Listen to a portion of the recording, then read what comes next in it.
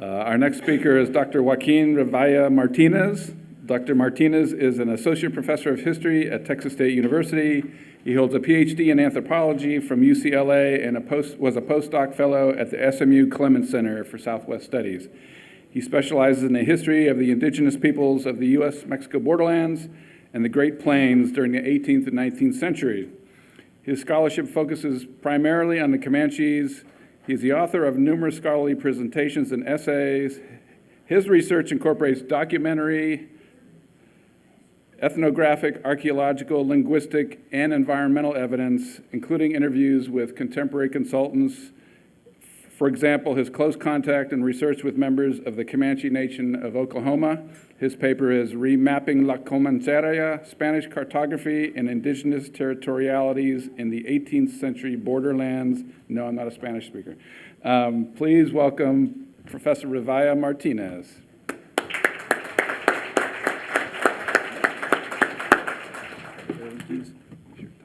Yes. Okay, thank you. Howdy. So, well, I have good news and bad news. Let's start with the bad ones. Last night, as I was going to bed, I realized that my presentation for today was 40 pages long, single-spaced. I managed to narrow it down to 24 double-spaced. It's still pretty long. So the good news is that I put together a PowerPoint that hopefully will help you, or prevent you in this case, from falling asleep. So saddle up, because we're moving to the plains mostly. Let me give you the gist of the presentation. The Comanches arrived in Texas relatively late, okay? So the Comanches were not in Texas when the Spanish arrived, for instance. Actually, it's very nice to have had Dr. Juliana Bars talking this morning, because she introduced many of the topics that I'm going to be just touching on briefly, since she did such a terrific job this morning about explaining them. The first point I would like to make is that there is a fallacy in assuming that nomadic peoples do not have a sense of land ownership or sovereignty. So throughout their pre-reservation history, Comanches, every time that they were given the opportunity to do so, they declared their this sense of ownership of the land that they inhabited.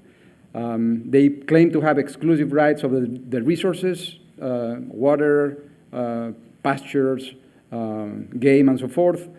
And early observers generally agreed that that was the main reason for intertribal wars, when tribes trespassed into others' territories.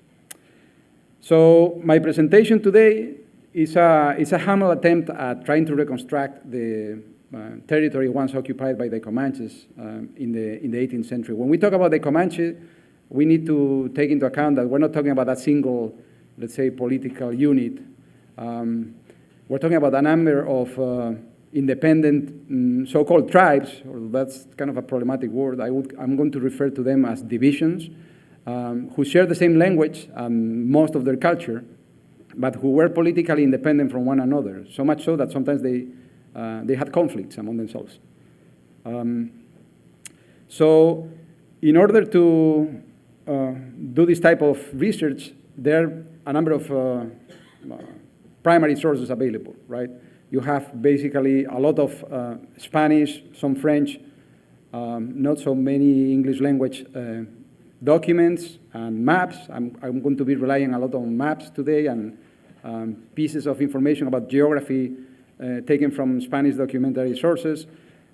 These sources are great because they are contemporary of the events that they tell us about or represent, but you know, they neglect native perspectives pretty much. On the other hand, I'm going to be using, and here we have a couple of examples, right, let me see if I can do this properly. This is a map from the 1750s, and this is a document, a Spanish document from the 1780s, that lists a number of Comanche leaders and the respective division who showed up in New Mexico to sign peace in 1786, actually. So this is one type of sources. The other type of sources that I'm using today, there we go, is Comanches.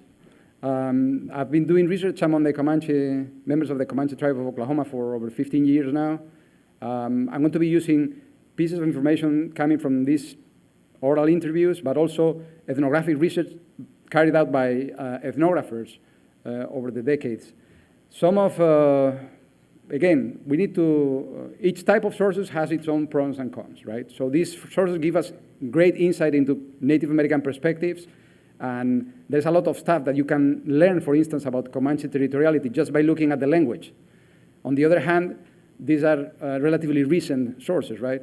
The earliest ethnographers did research among the Comanche in the very late 19th century. So by that time, all Comanches were living on reservations. So anyway, there are a number of other lines of evidence that we could use, for instance, archaeology. There are some people doing a terrific job about Plains Indians nowadays, but there is very little published about, let's say, sites or artifacts that can be undisputably identified as Comanche. So I'm going to skip that today. You may have noticed that I changed my presentation title slightly. So I'm not going to be talking about other natives' territorialities, since Juliana Barr was talking about that. So I'm going to focus exclusively on the Comanche. So we must start by, I'm kind of old school, so I'm going to be reading, but hopefully you can bear with me at this time. So we must start by clarifying the meaning of the term Comancheria. Spaniards utilized it sometimes in allusion to several or all Comanches, but most of the time it had more of a geographic connotation. It referred specifically to the land inhabited by the Comanches, the territory where they habitually resided, rather than the larger, a much larger actually, range over which they roamed and where they conducted trade and diplomacy and raids. Actually, Comanches still to this day refer to that notion as nomina Socobitu, which means something like, literally like Comanche lands. So I'm going to stick to that connotation in this presentation. By contrast, modern scholars have often used Comancheria as a synonym of the Southern Plains. There is this assumption that the Southern Plains were the Comanche territory, and in some cases, people extrapolate information from the last or the third quarter of the 19th century back into the 18th century, and that's not very accurate, as we will see. So, and this is just an example of it. This is a famous book by Pekka Hämäläinen called The Comanche Empire, which includes a series of maps, one of which represents the extent of the Comanche territory, incorporating the whole of the Southern Plains all the way down to the Pecos and the Balcones Escarpment and so forth. So anyway, so before diving into the Spanish sources and maps, I want to share with you some notions, some basic notions about Comanche territoriality, how Comanches conceptualized the landscape and how they related to the land. But maybe the most important point in this sense is that the surviving voices of pre-reservation Comanches and the voices of contemporary Comanches and the reports and testimonies of those who knew them best in the past agree that Comanches have always had a strong sense of sovereignty. They always had a strong attachment to the land they inhabited and considered themselves the rightful owners of it. That's a very important point I want to make. The other point is that the different Comanche divisions, sometimes called tribes, claimed exclusive possession and sovereignty over their respective territories, although these typically overlapped. And Comanches shared the bounties of the land with one another and more selectively with non-Comanche allies. So that said, here. So for Comanches, the most important resources were game, water, and pasture. So they depended heavily on the bison and eventually on the horse, and that's what conditioned pretty much all of their life. Economically, socially, there are lots of elements even in Comanche religion that date from relatively recent times after they became acquainted with horses. So pasture and water were the primary factors determining where or what the best campsites were, right? And of course, the best campsites were river valleys. Some of them way far north from Texas, right? As far north as Wyoming, actually. So drinking water, pasture, timber were essential resources. But then the cold fronts that sweep the plains in the winter also enticed Comanches to move west in the fall, taking shelter from the freezing winds in the many canyons and ravines, such as the famous Palo Duro Canyon, that dotted the western edge of the Comancheria. Other times, bands traveled hundreds of miles in just a few days to avoid epidemics, extreme weather, or prolonged droughts, or to flee their enemies. Comanche economy also had an important predatory and commercial dimension. Thus, predominantly male Comanche parties often traveled long distances to raid, trade, or engage in diplomacy.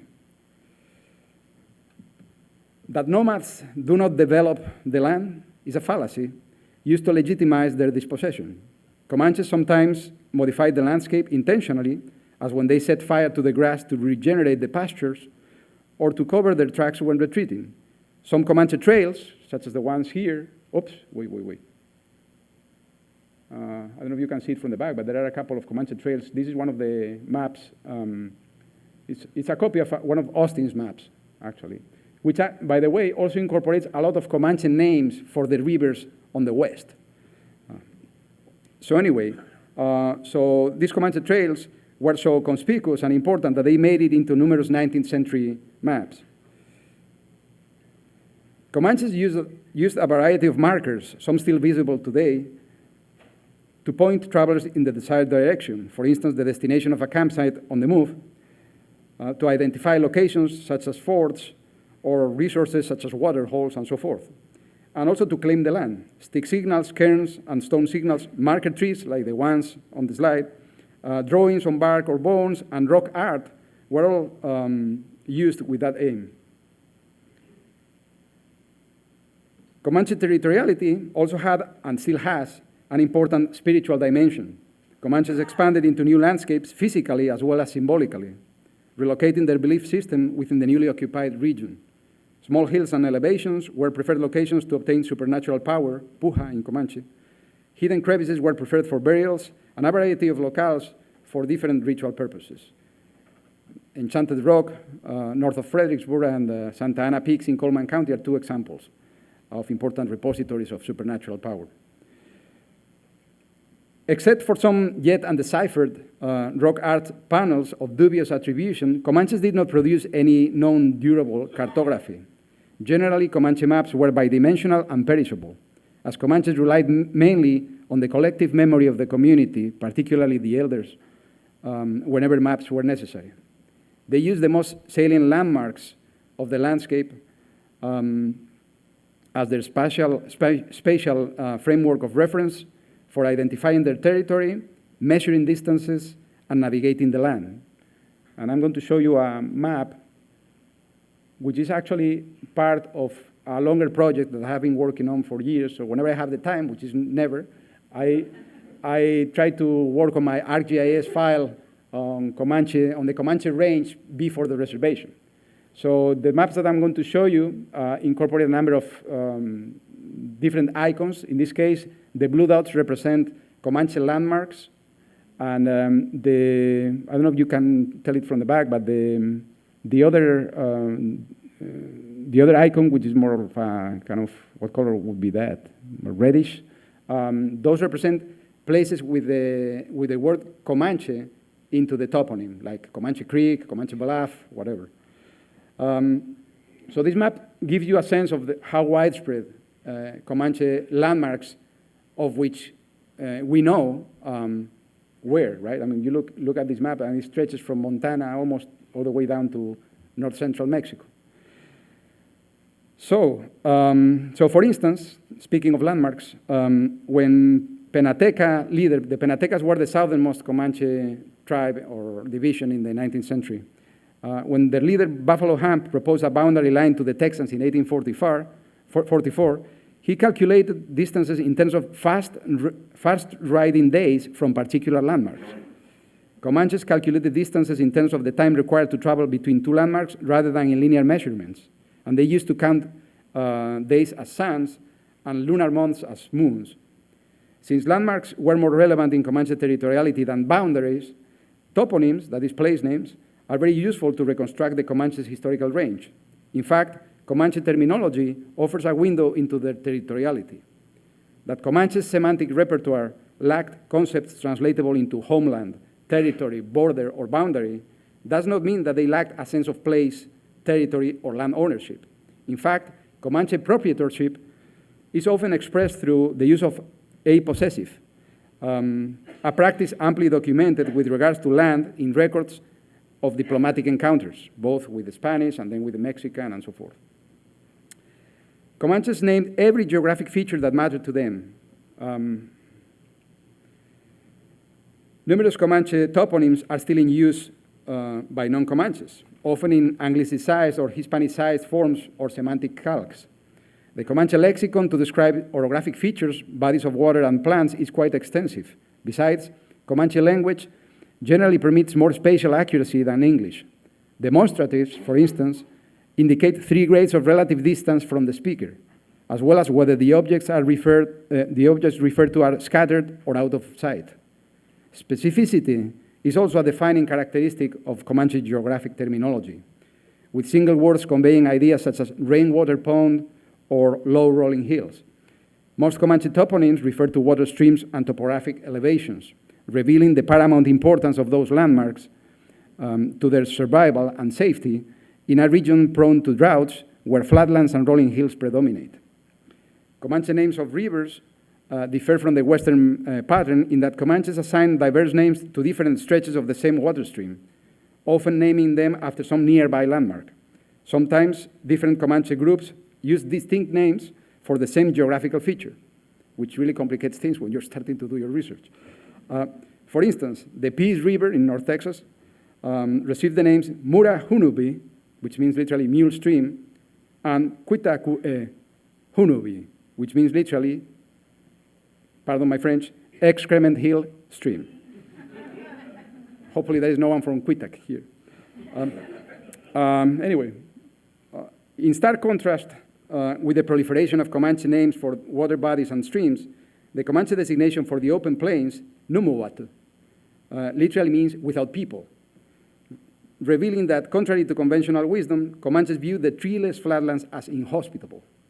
Meaningfully, there is no evidence that Comanches turned the staked plains into a permanent habitat till the Cuajaro division came into being toward the mid-19th century. So keeping in mind these basic notions of traditional Comanche territoriality, let us now turn our attention to the 18th century information to reconstruct the extent of the Comanche range and the Comancheria proper, while identifying some key Comanche landmarks and toponyms.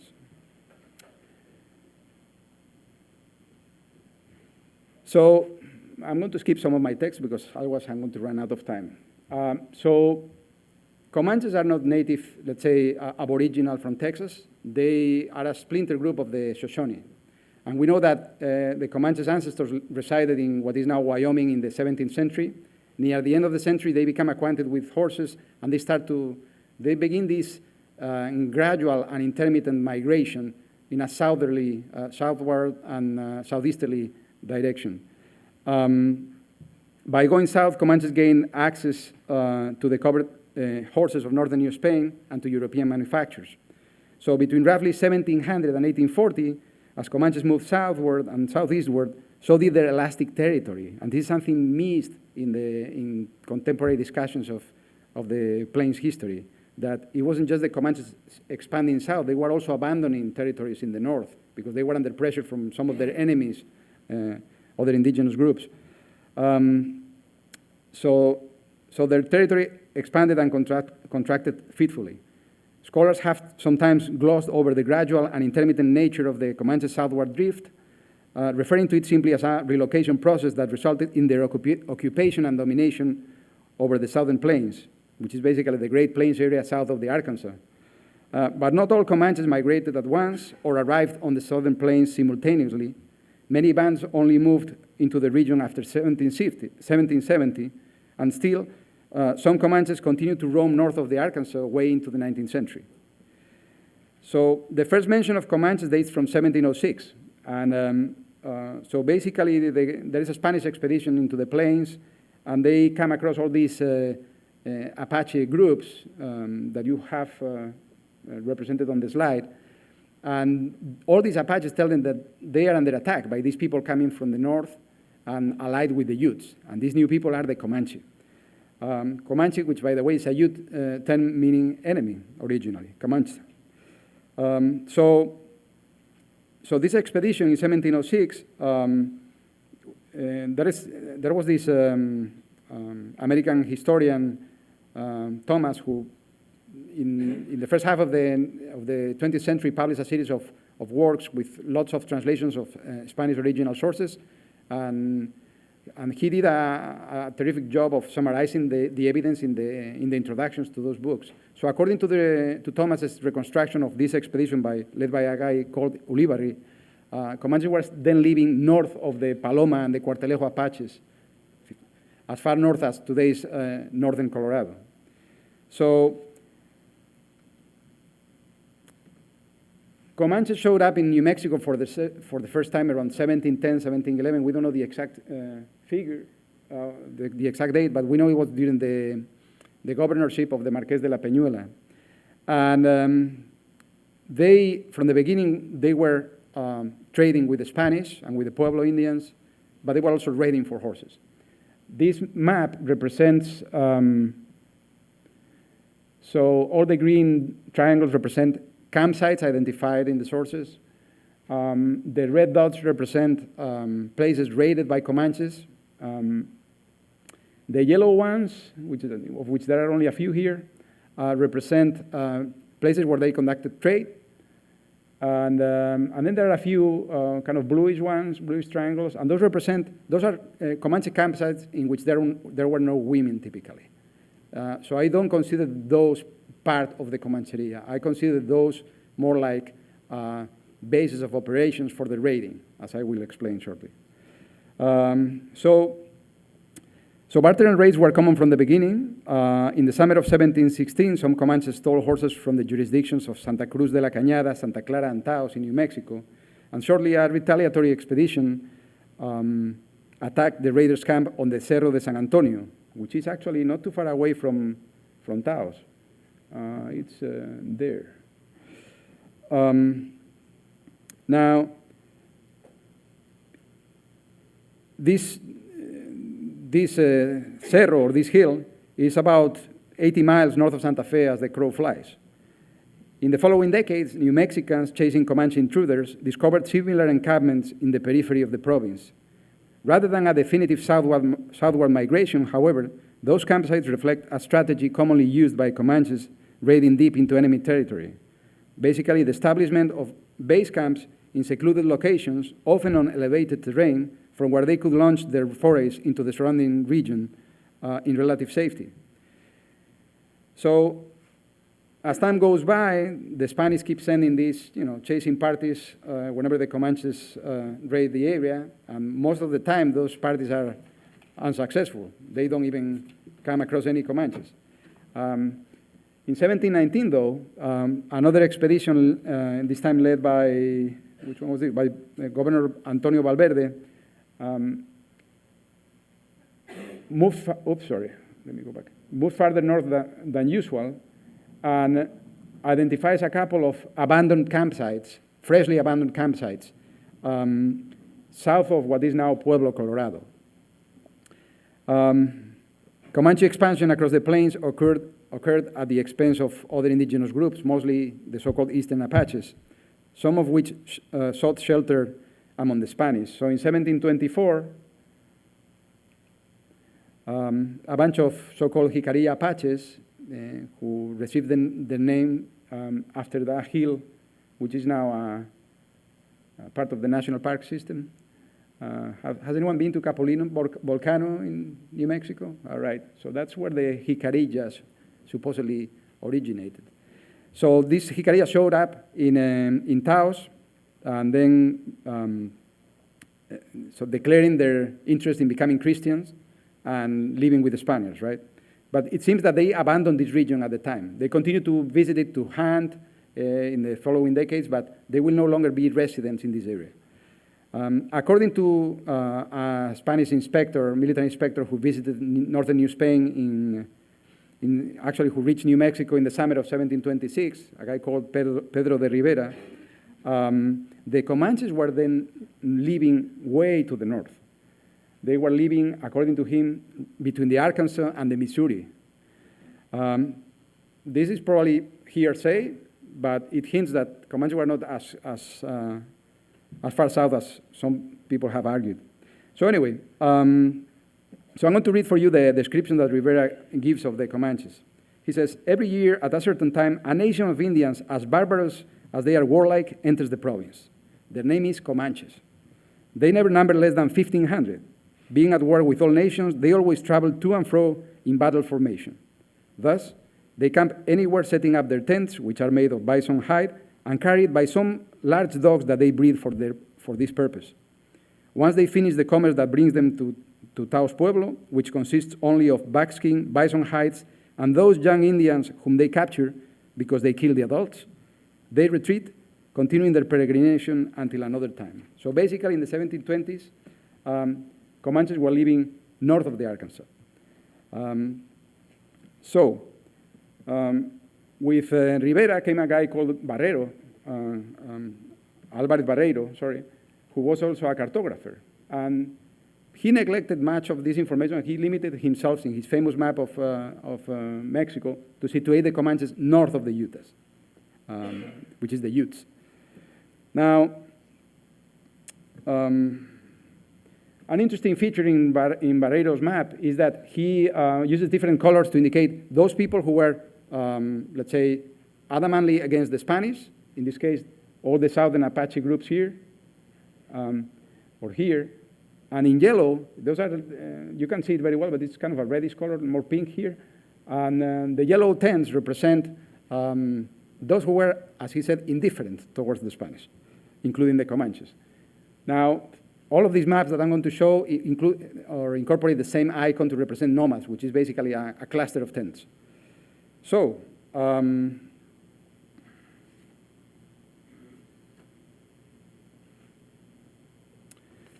the 1730s and 40s, Comanches continued to expand southward.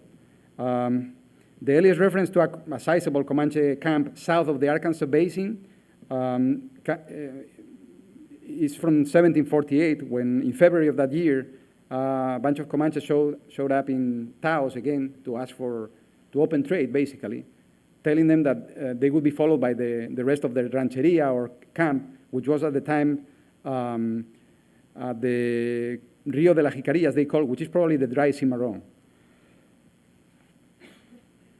In March 1750, Governor Velez Cachupin summed up the first 40 or so years of Comanche Spanish interactions with this description that I'm going to read.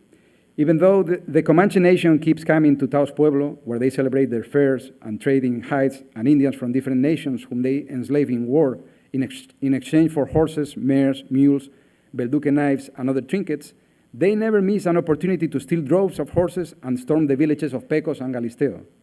Once they have committed the insult, they are hard to catch, as they cover a long distance without stopping day or night till they are 100 or more leagues, or roughly 260 miles away, and reach the place where they left their rancherias, or camps, and wives. They carry out their flight scattered in small parties so that one cannot track them, and leaving spies behind to observe if they are being chased. These missions are a horse slaughter. Horses are left unable for further action, and most often the Comanches are neither punished nor found. So they're having a rough time with the Comanches here. Now, this testimony correlates very well with that of another Spaniard who crossed the plains as part of a French trading expedition. So this guy, Felipe de Sandoval, travels with these French traders from Louisiana up the Arkansas to the village of the Jumanes, which was the Spanish name for the Taubayas, was the name by which they were known in New Mexico in particular. From there, Sandoval continued upriver 40 more days until he reached a Comanche encampment at the foot of a mountain where a river named Case begins to flow. Now, Sandoval's itinerary and description leave no doubts that he's talking about Fountain Creek, which is a tributary of the Arkansas that is born in Manitou Springs, near Colorado Springs, at the foot of Pikes Peak. So by this time, Comanches have already showed up in Texas. But the Comanche presence in Texas originally is limited to the Red River Valley.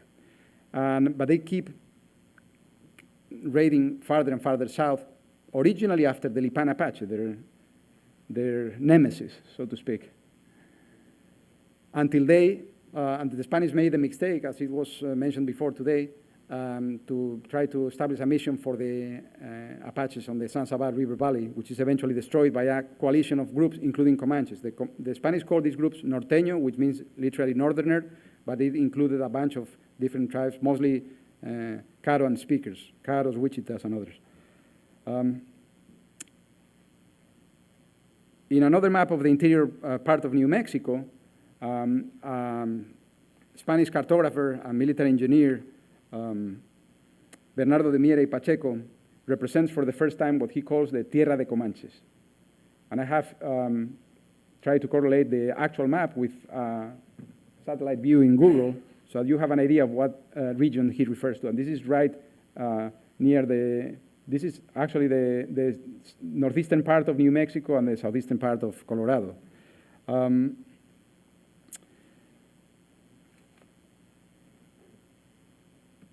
In contrast to the detail of some of the charts made by Miera, such as this one, oh, wait, I'm skipping one here. So in another map made by the same author, for the first time, a series of Comanche divisions will be identified. And how much do I have now? 5? Okay, I'm going to rush. So basically, the Comanches were divided in a series of divisions. In this case, Miera identifies 3, the Yapareca in the north, which means literally root eaters, the Pibianes. Pibian is a mysterious term, but it probably means tall people. Pibia means big, and ne in Comanche means people. And then what they call at the time just Comanches, right?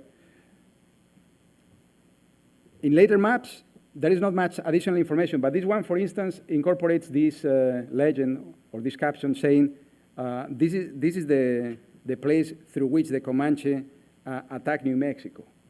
And when you look at the contemporary, and it calls it exactly Rio Don Fernando Pass, through which the Comanche Indians attacked New Mexico, right? And Don Fernando is actually a river that flows across the Sangre de Cristos.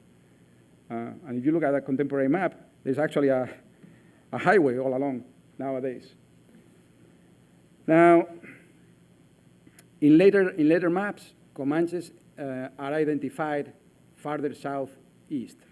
These are maps made in the late 60s by Urrutia and Lafora.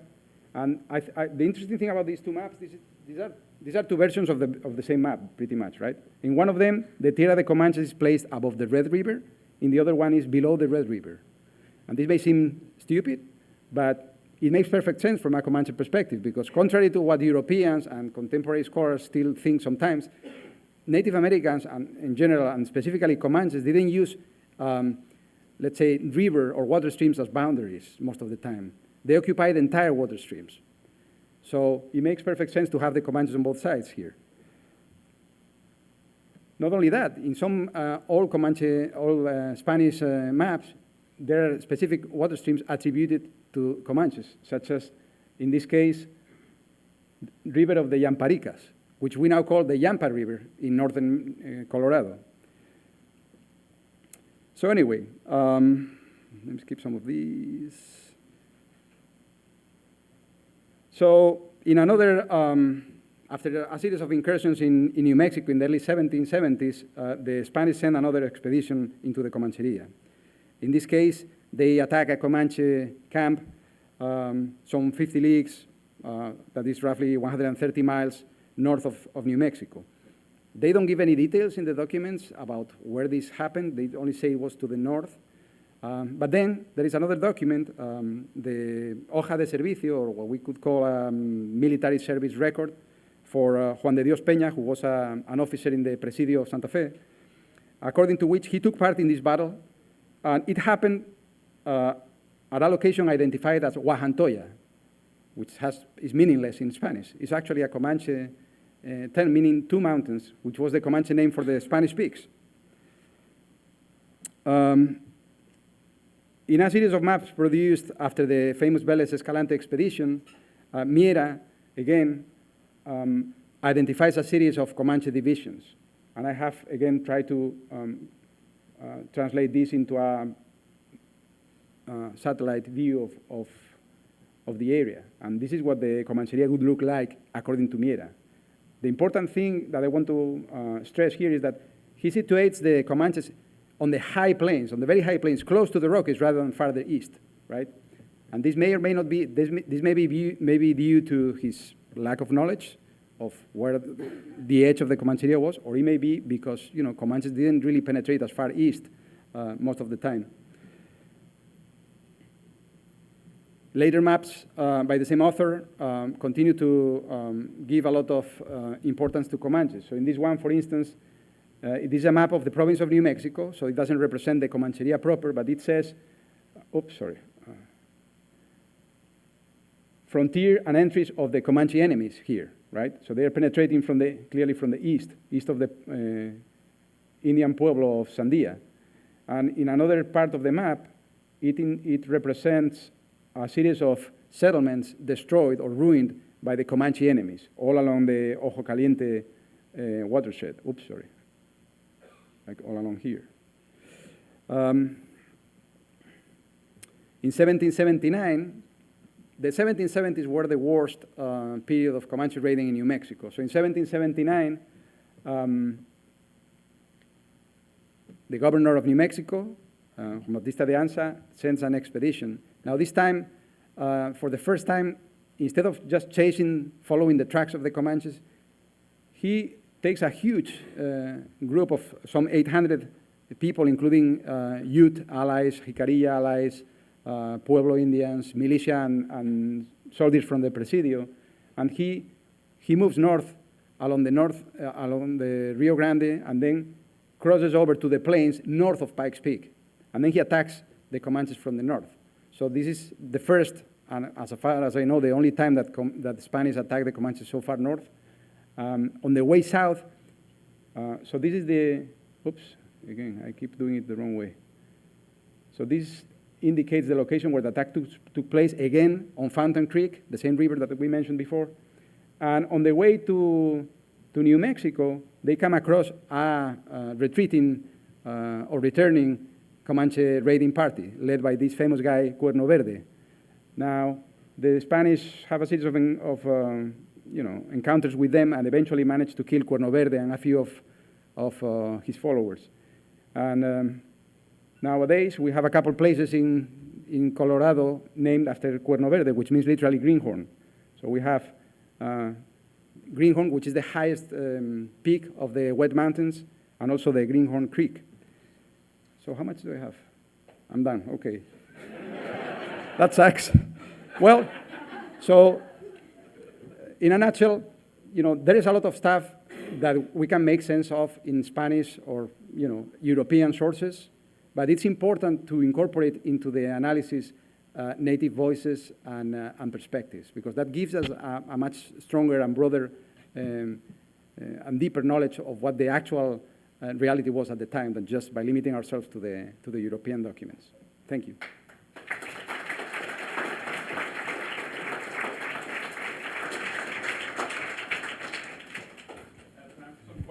Yes.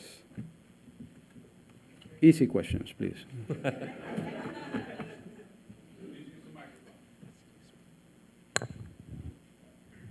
What was the stature of the Plains Comanche? Were they tall?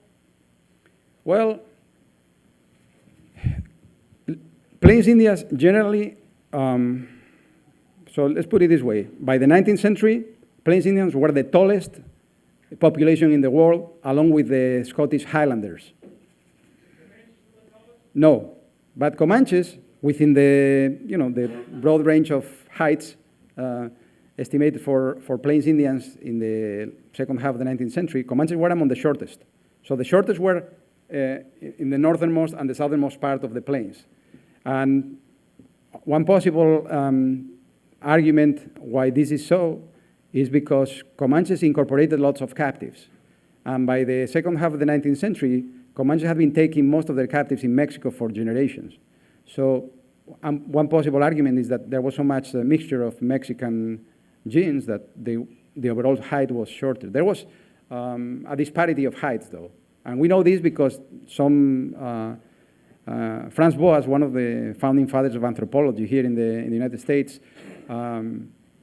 took some, or ordered some of his students to take measurements of skeletons of Comanches that were available at some museums at the time. Well, the Crow, for instance, are according to some early travelers, were among the tallest, but I don't think that they actually measured them. The Crow also had very, colorful feather hairdresses and stuff.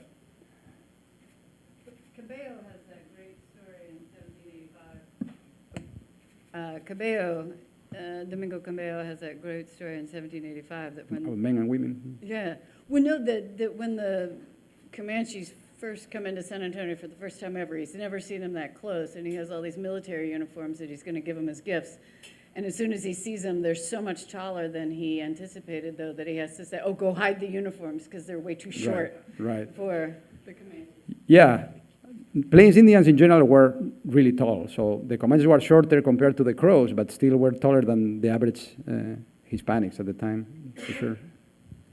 Cabello also had an interesting description of the Comanche in which he portrays the males as these heroic Greek-like figures, but the women, he says, they're slovenly and short and not very, But anyway.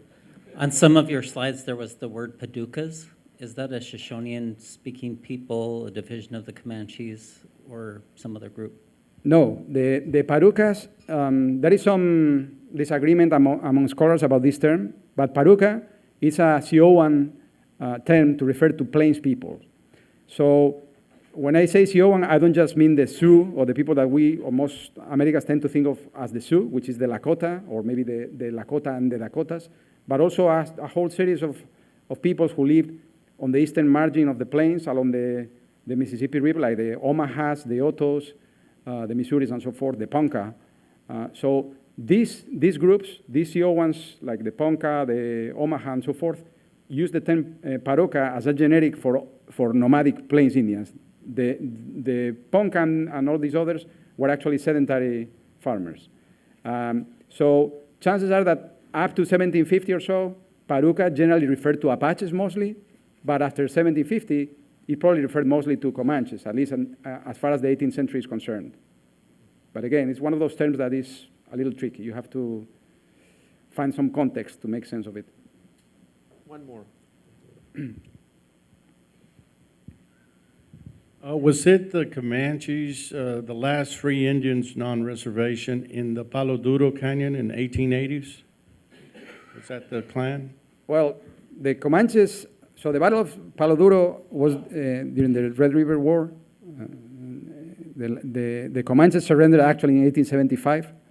And when they were attacked at Palo Duro, it was a Comanche, it had been Comanche territory for decades. But at the time, there were also Kiowas and Kiowa Apache, and I think also some Cheyenne there.